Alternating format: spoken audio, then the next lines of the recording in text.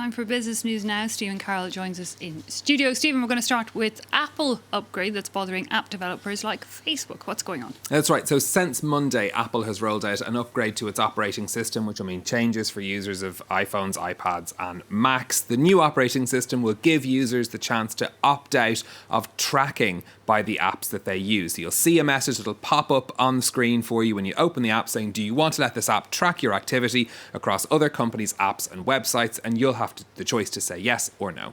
That sounds good, but what exactly are we agreeing to? So until now, apps have been able to collect and share information on users known as identifiers for advertisers. This includes things like your location, the other apps that you're using when you're logged into the apps, as well as an encrypted version of your personal details like email address, phone number, and the identifier of your iPhone. These are little crumbs of information that online advertisers then use to build a profile of your behavior and to target advertising at you that you are expected to be, I suppose, welcome, or at least that they think you're going to be interested in. If people opt out under the new Apple system, you'll still see just as many ads as before. They just won't be ads that are particularly tailored to you.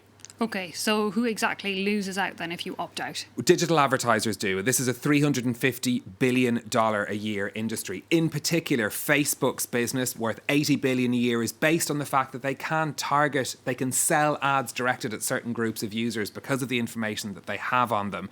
They say that these changes will hurt small businesses because they will no longer be able to effectively target their customers, potential customers, in the way that they can now. In a letter published last year, Facebook said that Apple had claimed this move was about privacy, but it was actually about profit, and that they are not fooled. They say this is all part of a transformation of Apple's business, where they're moving away from hardware into software. There are accusations this is Apple abusing its dominant position because it controls this operating system by putting these changes in place. There have been court cases already taken about this in France and in Germany by advertisers, saying that Apple's just abusing its power essentially by doing this.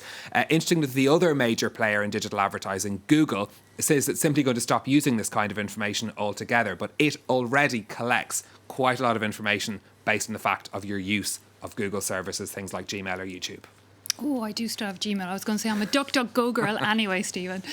Profits, meanwhile, at the bank HSBC have jumped as it recovers from the effects of the pandemic. That's right. For the first 3 months of this year, profits at HSBC were up by almost 80% compared to last year. Net profits at the bank were $5.8 billion for that 3-month period. Now, last year, HSBC had set aside $3 billion to cover losses from bad loans linked to the pandemic. But now it's releasing around $400 million of that fund due to the improved economic situation. Elsewhere, HSBC says it's continuing talks over the sale of its French retail banking operation to a private equity group, but that no decision had yet been taken. Okay, so how are the markets looking? So we've got HSBC shares up at the start of the day in London by about 0.8%, close to the opening bell there. More generally, just the FTSE 100 nudging into the green today. Paris and Frankfurt both dipping into the red. Well, turning next to Tesla, which has seen record profits in recent months. The electric car maker is seeing booming sales in the first 3 months of this year, driven by demand from China and also for its Model Y SUV electric vehicle. The company reported net profits of $438 million, up from just $16 million a year ago.